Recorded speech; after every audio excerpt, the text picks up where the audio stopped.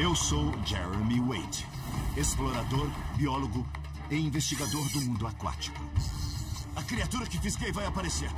Por décadas, minhas investigações se concentram nos enigmas dos rios e lagos, procurando monstros cuja existência era vista com ceticismo.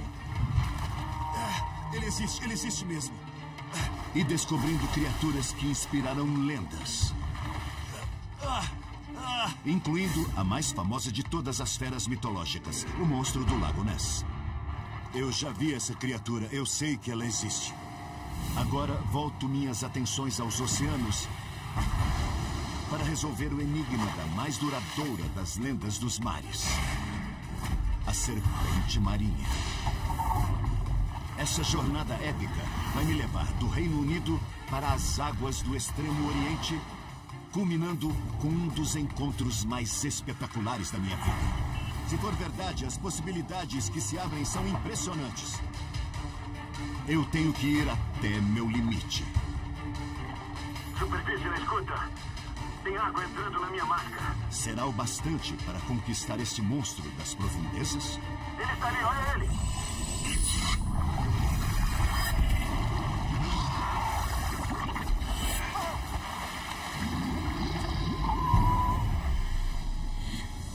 Monstros do Rio. Demônio de águas profundas.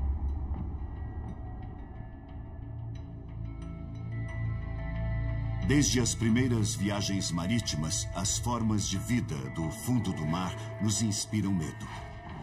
Desde as lendas das profundezas, a mais famosa é a serpente marinha. Os pioneiros da exploração marítima falavam de enormes monstros semelhantes a cobras que afundavam navios e devoravam marinheiros. Essas histórias de terror se espalharam pelo mundo antigo e ainda há relatos de avistamentos sem explicação. Quase todas as culturas e oceanos do mundo têm sua lenda da serpente marinha. E o interessante é que as características físicas são todas parecidas. Corpo longo, olhos grandes, cabeça enorme e presença de nadadeiras, ou o que às vezes é descrito como juba. E, como na representação, uma boca cheia de dentes. A semelhança entre as descrições me leva a acreditar que os relatos são parcialmente verdadeiros. Minha missão é descobrir se há um animal de verdade por trás do mito da serpente marinha e saber se ele ainda existe em nossos oceanos. O candidato mais óbvio é alguma espécie de cobra. Eu já vi como as cobras aquáticas podem chegar a dimensões extraordinárias graças ao suporte que a água dá ao corpo. Olha o tamanho dela. O veneno de algumas cobras marinhas é letal para os humanos, mas elas não são animais gigantes. Elas têm cabeças pequenas e não possuem nadadeiras, o que contraria os relatos históricos. Então, fiquei intrigado com um caso recente onde um homem que diz ter visto de perto uma criatura submarina parecida com uma cobra. Ela era tão grande que não dava para envolvê-la com os braços. E não foi em um lugar remoto e exótico, foi bem aqui, do lado de casa. Eu vou para a costa sul da Inglaterra investigar o caso. Eu estou indo falar com um homem que foi mergulhar na costa da Irlanda e diz ter sido atacado por um animal que lembrava uma serpente. Bom dia. Tudo bem? A 30 metros de profundidade nas águas turvas do porto de Killary, Jimmy Griffin foi atacado por uma criatura grande que surgiu de repente da escuridão. Com seus dentes, ela grudou no rosto do Jimmy, tirando-lhe o bocal do tanque de ar. Foi uma dor absurda. Parecia que o lado do meu rosto tinha explodido. Ele não conseguia respirar e era chacoalhado na água. Esse bicho em forma de serpente ficava me sacudindo o tempo todo. Após muita luta, ele se livrou dos dentes da criatura. O que foi que você viu e sentiu? Eu vi uma silhueta acinzentada que ia até onde dava para enxergar. Não não consegui fechar as minhas mãos em torno dela para tirá-la do meu rosto, sabe? O ataque deixou uma cicatriz permanente. E não foi uma mordida de cobra. Olha, quem não conhece veria um bicho saído direto do inferno e atacando e entraria em pânico. Mas Jimmy identificou seu agressor. Tratava-se de um congro de 2 metros. Um peixe carnívoro nativo dessas águas. O movimento, o aspecto, tudo nesse peixe faz você pensar numa serpente marinha. Ele se encaixa nas descrições lendárias. E após um ataque tão violento e sem motivo, tenho de pôr o congro na minha lista de suspeitos. Nunca pesquei congros, mas sei que eles têm reputação de não se entregarem fácil quando fisgados. Estou ansioso para testemunhar essa força em pessoa. Eu estou na cidade de Plymouth e vim falar com um homem que pesca congros há 35 anos. E se tem alguém que sabe onde tem, é ele. De acordo com o pescador Malcolm Jones, os congros rondam os destroços de navios e o leito rochoso dos mares profundos. Ele me leva para o meio do Canal da Mancha. Agora já dá pra gente sentir mais o sacolejo conforme seguimos para o mar aberto. Eu acredito que a pescaria aqui vai ser difícil. Fazemos uma parada para pescar cavalas para usar de isca. Peguei, vamos lá. Isso. Malcolm prepara uma isca especial para atrair os congros para fora de suas tocas. A ideia é a correnteza fazer a isca balançar. Isso vai produzir um rastro de odor. Tenho 700 gramas de chumbo aqui. É a primeira vez que vou pescar congros. E não sei como vai ser. Detectar e reagir a uma fisgada nesse mar agitado é tarefa que pede muita concentração e precisão.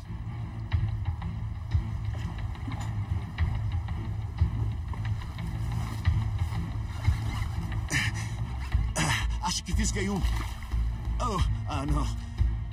Com certeza alguma coisa mordeu, porque a minha isca não está mais aqui. Só tem metade dela.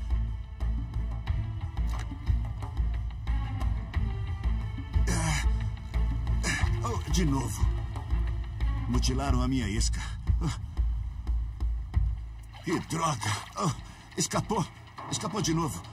Já estava quase chegando no barco, mas aí soltou do anzol.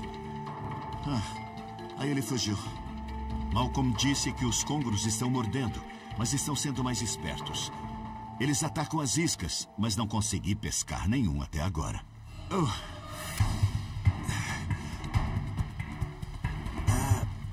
Acho que fisguei um bom aqui. Parece ser bem grande.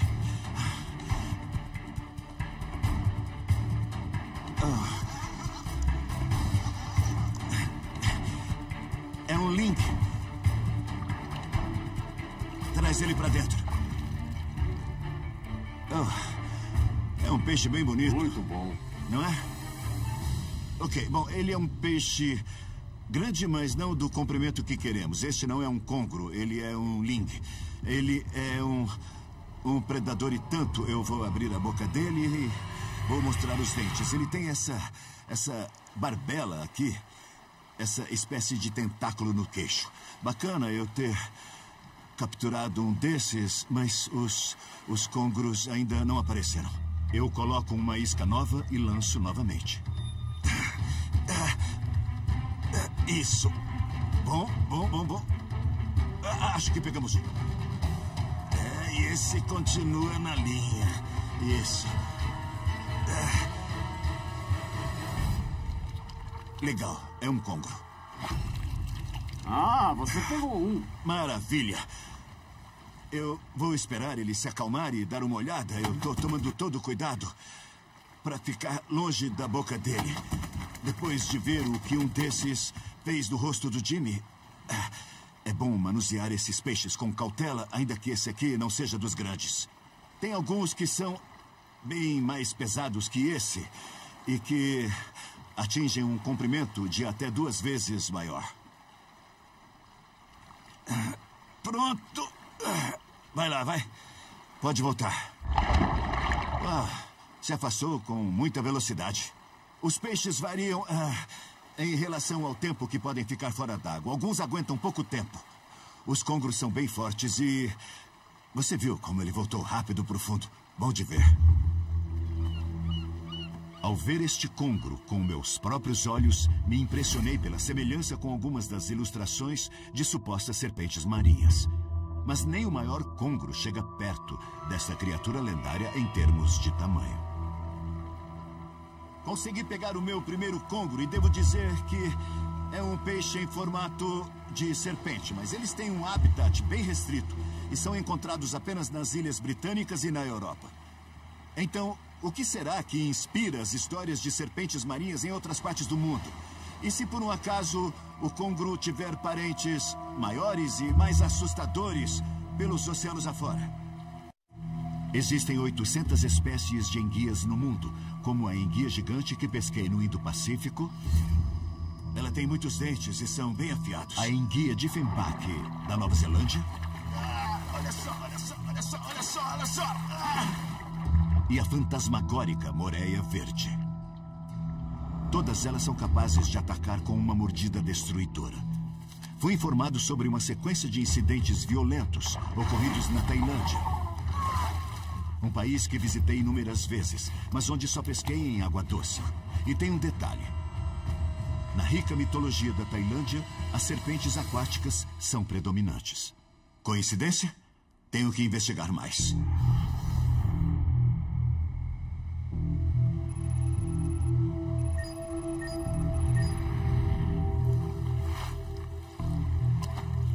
Em 2000, um turista praticava snorkel com amigos em um famoso ponto de mergulho perto da costa da Tailândia, quando de repente foi brutalmente atacado.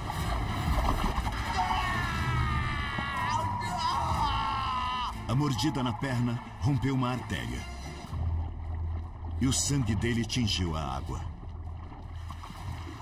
Quando ele finalmente chegou à praia, já estava quase sem vida.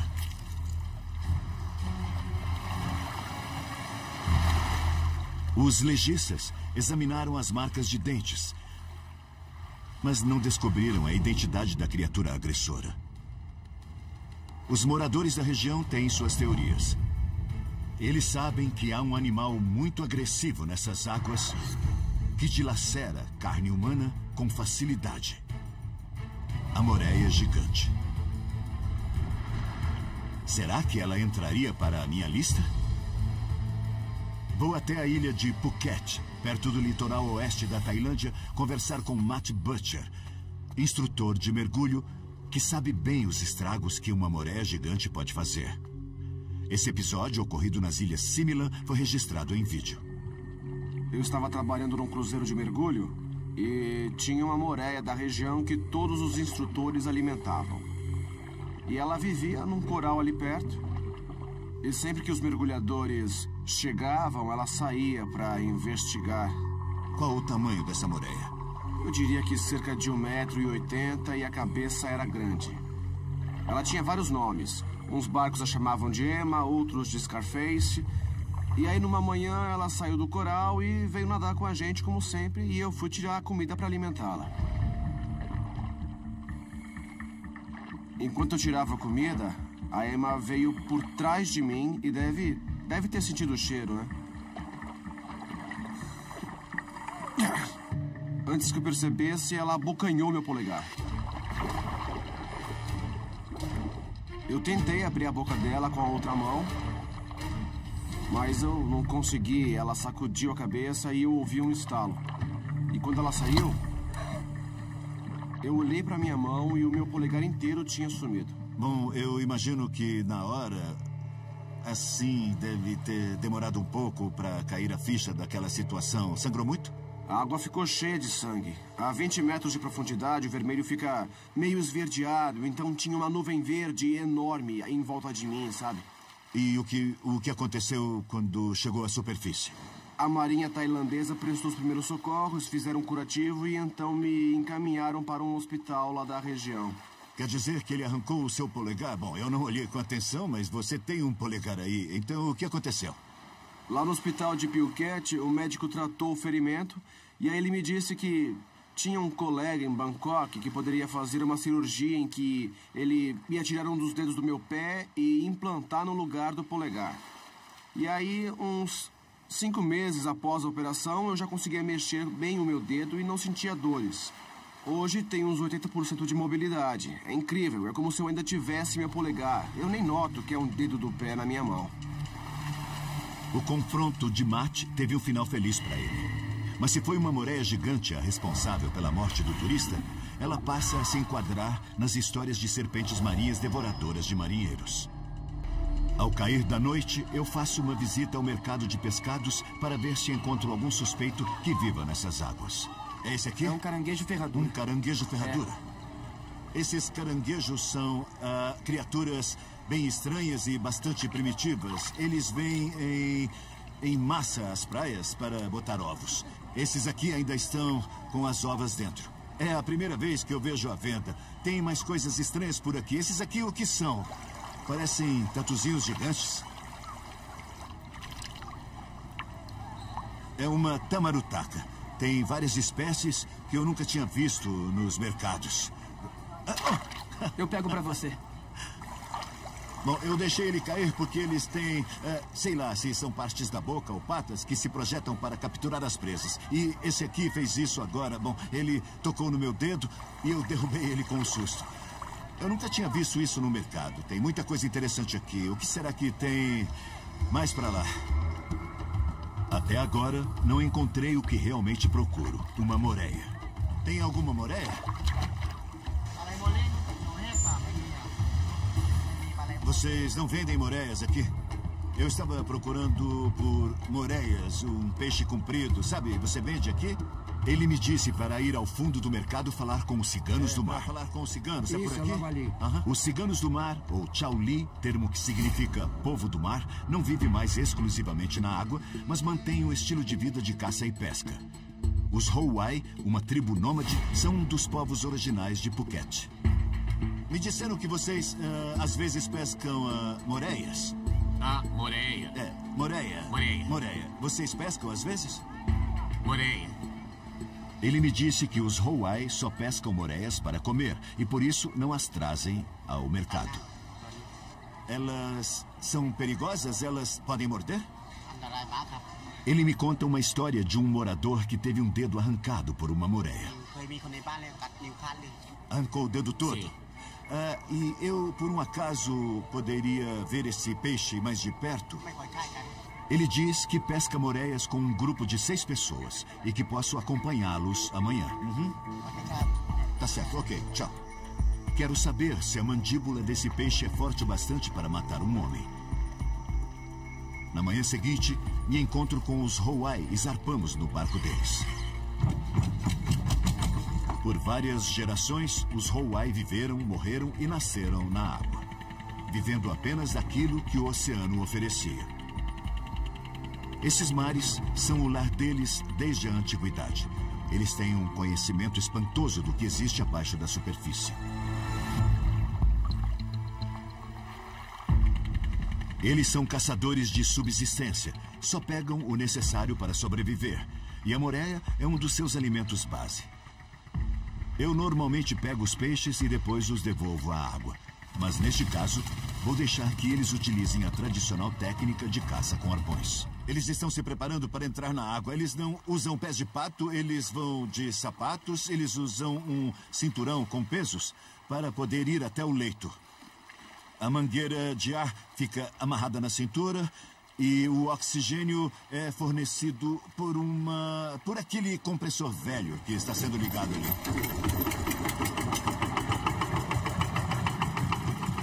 O instrumento de pesca é uma vara de metal afiado e um pedaço de elástico preso à outra ponta. Aí é só fazer assim e ela viaja rápido pela água. E é bem precisa. Tecnologia primitiva, mas também muito eficiente.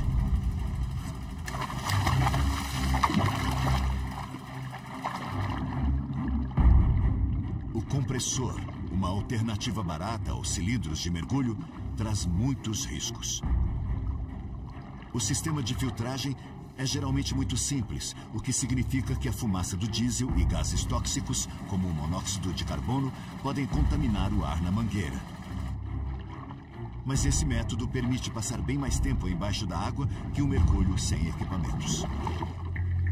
O principal sobre as moreias é que elas não vivem em espaços abertos. Elas habitam fendas em corais e rochas. Os pescadores só precisam achar uma moreia gigante antes que ela os ache.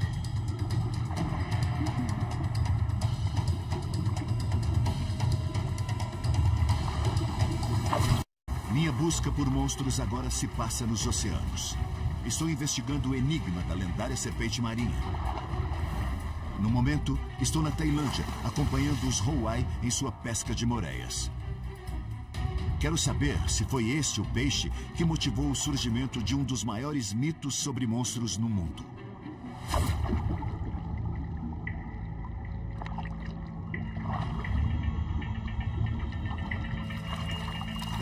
Estão subindo.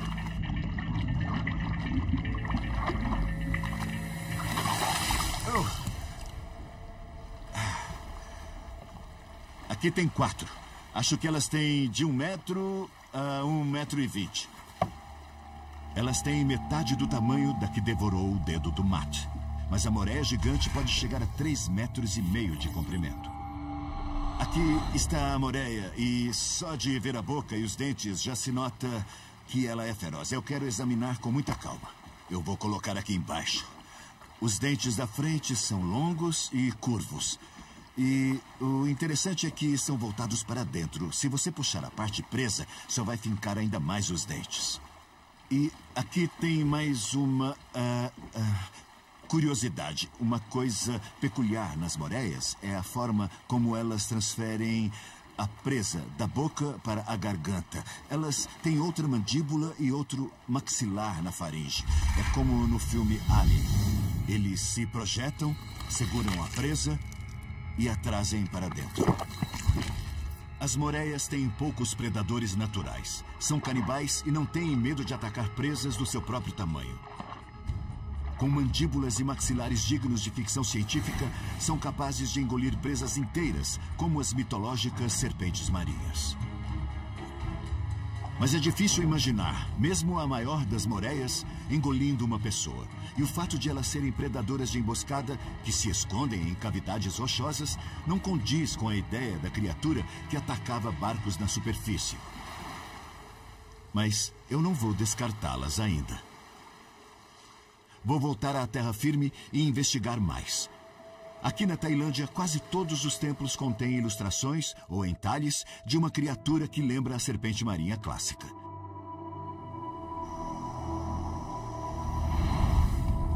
Eu vou para o norte, para Nong Khai, na fronteira com o Laos, às margens do rio Mekong. A mitologia do Extremo Oriente conta com uma criatura chamada Naga, que, segundo a crença, serpenteia nessas águas. De acordo com as escrituras budistas, o Buda fez da Naga a guardiã dos templos, para que fossem protegidos pela eternidade. Ela tem uma aparência ameaçadora. Elas estão por toda parte, principalmente em escadarias como essa aqui. Não são todas idênticas, mas as variações têm como base um mesmo tema. E uma das características é o corpo alongado e bastante parecido com o de um peixe. Não lembra uma cobra. E esta aqui tem uma nadadeira dorsal ou algo do tipo e outra nadadeira na parte ventral. E todas elas têm essa crista bem característica na cabeça. O mais intrigante é a crista. As moreias não têm crista, nem escamas visíveis. O que você é? Não acredito que traços tão marcantes e consistentes sejam fruto da imaginação. Eu presumi que a Naga fosse um monstro do mar. Mas me disseram que ela vive no rio Mekong. Está ficando confuso. Seria um animal que se desloca entre rios e oceanos? Sei por experiência que a maioria dos mitos começa inspirado na realidade. E na Tailândia, já pesquei alguns monstros de rio quase sobrenaturais que ninguém teria acreditado que existiam caso não os tivessem visto. Tá machucando meus dedos, tá machucando meus dedos. Mas a população desses gigantes caiu muito nos últimos anos devido ao progresso e à pesca em excesso. Talvez tenha sido esse o destino da lendária Naga. Vai ver, ela foi baseada numa criatura que hoje só existe em pinturas e esculturas nos templos. A sabedoria dos habitantes locais é uma fonte essencial de informações. Por isso, vou conversar com esta senhora de 80 anos, uma das mais antigas moradoras do vilarejo. Eu vi em algumas paredes dos templos várias esculturas de uma criatura que parece com uma cobra gigante. Que criatura é essa exatamente? Payaná. Payaná?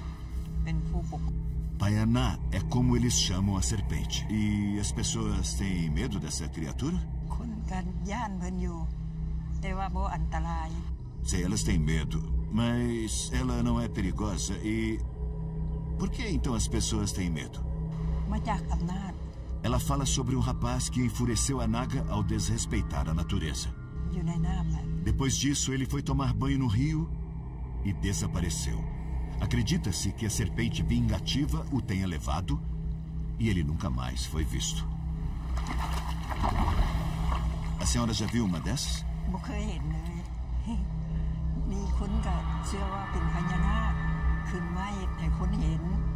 Eu perguntei se ela já tinha visto uma, ela disse que não e que a serpente quase nunca é vista.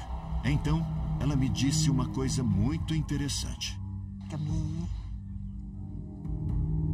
Uma foto. Ela nunca viu a Naga, mas disse que há uma foto da criatura em um monastério nas redondezas. Já tive acesso a desenhos e descrições de monstros marinhos novos e antigos, mas uma foto, se for verdadeira, tudo vai mudar. Vou direto para o monastério e lá encontro um monge chamado O. Ele aceita me mostrar a suposta foto da Naga.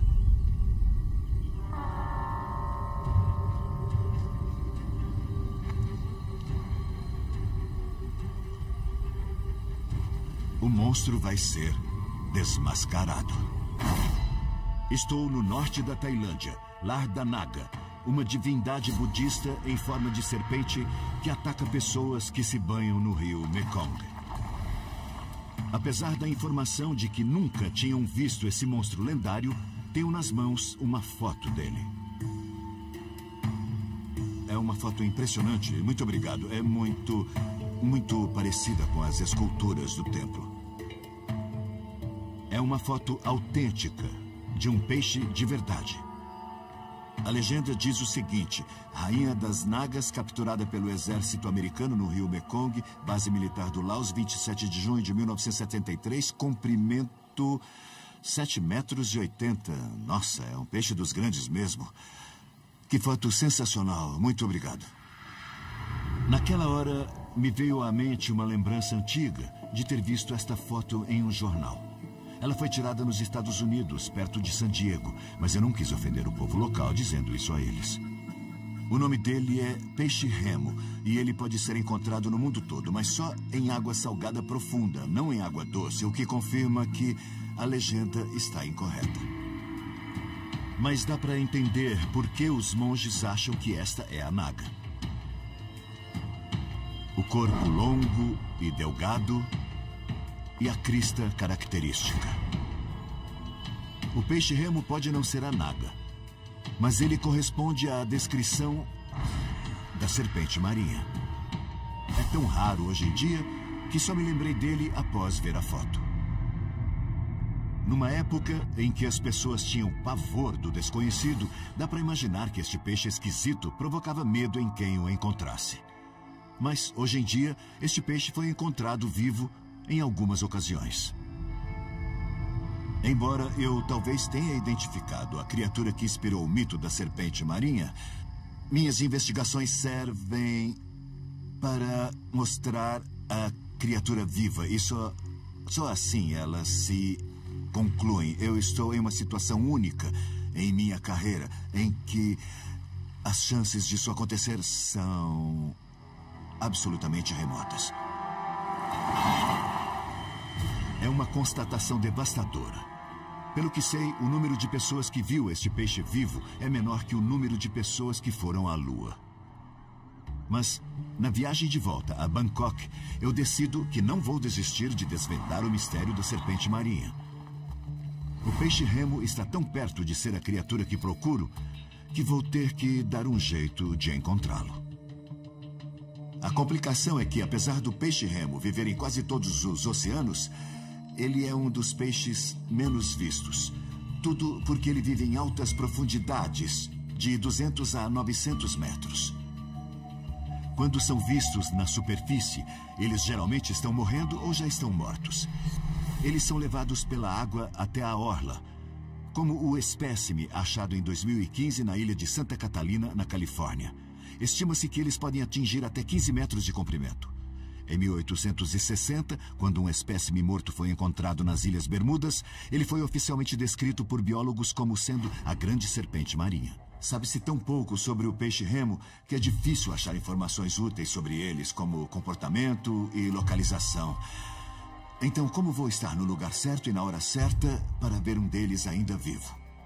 Recorro à minha rede internacional de contatos e comento que estou atrás de qualquer dica sobre esse misterioso peixe.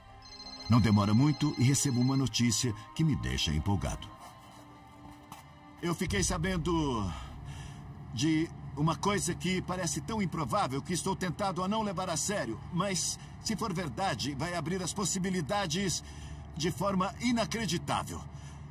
Então eu tenho que ir a algum lugar onde eu possa ligar para a França. Tem um cara chamado David com quem eu preciso falar. Volto para o hotel para fazer uma ligação pela internet. Disseram-me para entrar em contato com o francês David Lequette, um mergulhador profissional que coleta dados para um instituto de oceanografia. Ele alega ter visto um peixe-remo vivo, ou régalec, que é como ele é chamado na França. Como a história desse peixe começou? Um dia eu fui mergulhar e, bem na minha frente, a 1 metro, apareceu um régalec de 5 metros. Ele não se mexeu, ficou parado na minha frente. E é muito difícil mergulhar nesse local? É, sim, é bem difícil e pode ser muito perigoso. O nível de dificuldade é muito alto. Mas se mergulhar é a única forma de ver esta criatura viva, é isso que eu vou fazer. Ok, tá certo. Bom, eu agradeço muito pela informação. Vou deixar você voltar ao trabalho. Muito obrigado. Sem problemas. Obrigado mesmo. Até mais. Tchau. Ainda estou processando a informação. Eu achava que era impossível, mas acabei de falar com alguém que viu um peixe-remo vivo bem de perto. Não vai ser fácil. As condições do mar não são das melhores. Mas ele disse que não posso deixar escapar essa chance. Achei que a minha investigação tivesse acabado, mas parece que não acabou. Agora é hora de ir para a França. Minha busca para solucionar o mistério da serpente marinha começou no movimentado porto de Plymouth, perto de casa, me levou até a Tailândia e agora continua em Antibes, o paraíso dos bilionários, localizado perto de Nice, no sul da França. A cerca de 3 horas e meia de barco daqui, há um ponto em que talvez eu possa mergulhar com uma serpente marinha de verdade. O mais comum quando se busca criaturas exóticas é ter que viajar para um canto isolado do mundo, com pouquíssimos habitantes. Na verdade, nunca pensei que viria parar aqui, na Riviera Francesa.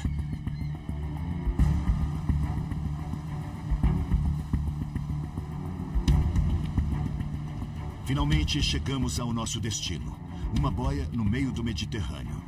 David estava coletando dados aqui quando encontrou o peixe-remo.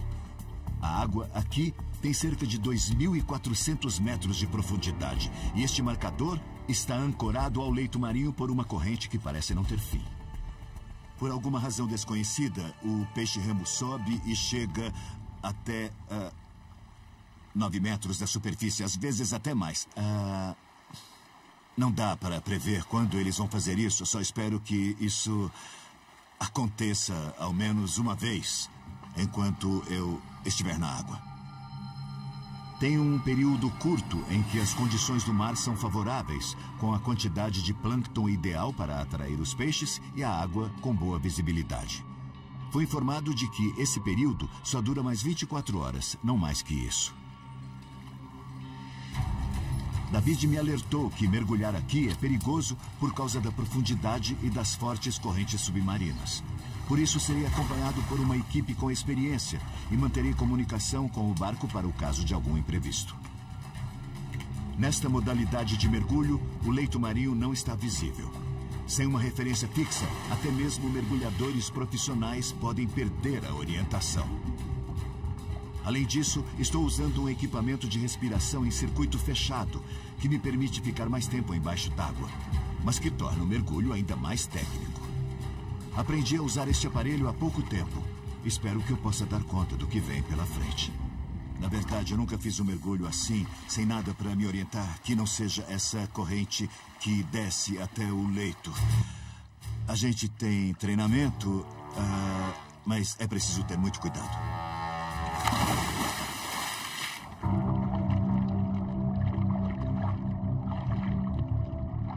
Essa imensidão azul é de outro planeta. Nunca tinha visto nada parecido. As águas vivas e as salpas parecem criaturas alienígenas. A 25 metros de profundidade, sinto-me como se flutuasse no espaço. Não consigo ver o leito do mar, e a corrente que segura a boia é o único objeto fixo à vista. Ela é a minha segurança. Afirmativo, estou me segurando na corrente. É um lugar bem perigoso para se perder seu ponto de referência. Aguardo o momento em que o mito virará realidade. Mas o peixe-remo não aparece. A água está bem limpa. Eu calculo uma visibilidade de uns 9 metros. E eu não estou vendo nada perto da corrente. O esforço é grande para controlar minha flutuação na corrente forte, o que vai me deixando cada vez mais cansado e incomodado. Estou começando a ficar desnorteado. Quero voltar à superfície, mas preciso manter a calma e subir devagar, pois a mudança brusca de pressão pode causar descompressão, um mal que pode ser fatal. Superfície, está ouvindo? Câmbio. Eu estou um pouco ofegante. Tem água entrando na máscara. Eu não estou me sentindo muito bem. Jeremy, tudo bem aí, amigo? Eu acho que está na hora de eu sair daqui. Venha com calma, não esquece de regular sua respiração. Tenho que refrear o instinto de subir às pressas. Preciso ir devagar para evitar o mal dos mergulhadores.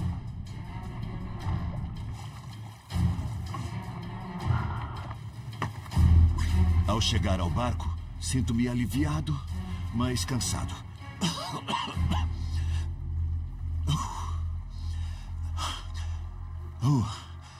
Que cansaço. O último mergulho foi complicado.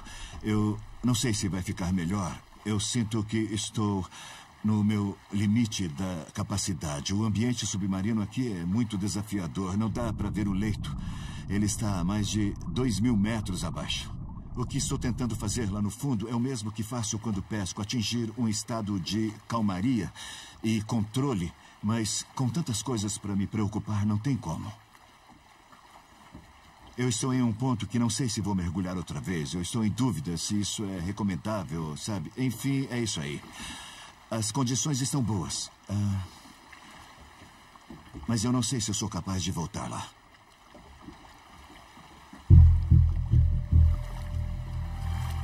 Enfrento um grande dilema. Estou próximo de ter sucesso em minha investigação, mas voltar à água pode me custar caro. Passei a vida pescando em situações de risco, mas o nível aqui é outro. E não sei se tenho mais capacidade de encarar isso.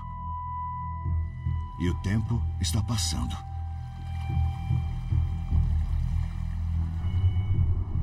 Minha única chance de ver o peixe é mergulhar à noite.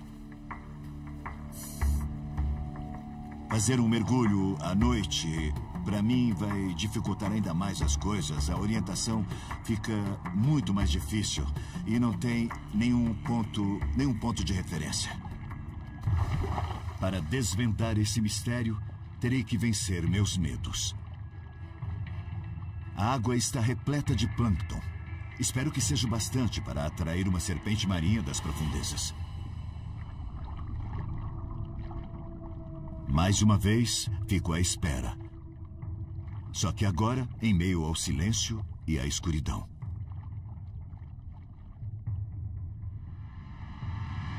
Ela tá ali! Tá ali! Tem uma aqui.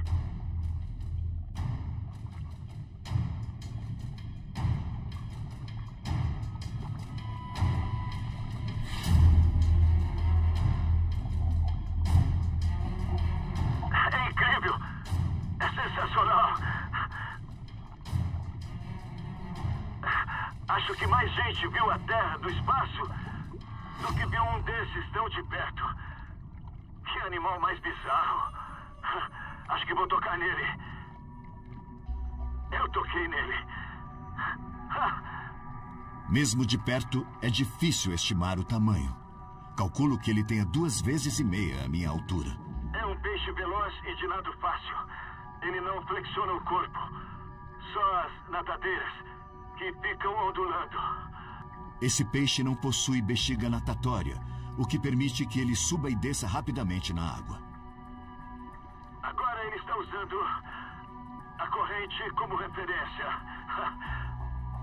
Olha isso. No segundo, ele não estava aqui. Logo depois, estava bem na minha frente. Não dá para acreditar. É como se tivesse vindo de outra dimensão. É um privilégio estar na presença de uma das criaturas mais difíceis de se encontrar no planeta. E quando acho que não dá para ficar melhor... Tem 2. São 2. Incrível. Por que eles estão fazendo isso? Por que estão aqui? Para se alimentarem? Para procriarem? Ainda bem que estamos filmando isso porque eu não ia acreditar. Ah, que coisa mais linda. Será que eu vi mesmo isso tudo que eu acabei de ver?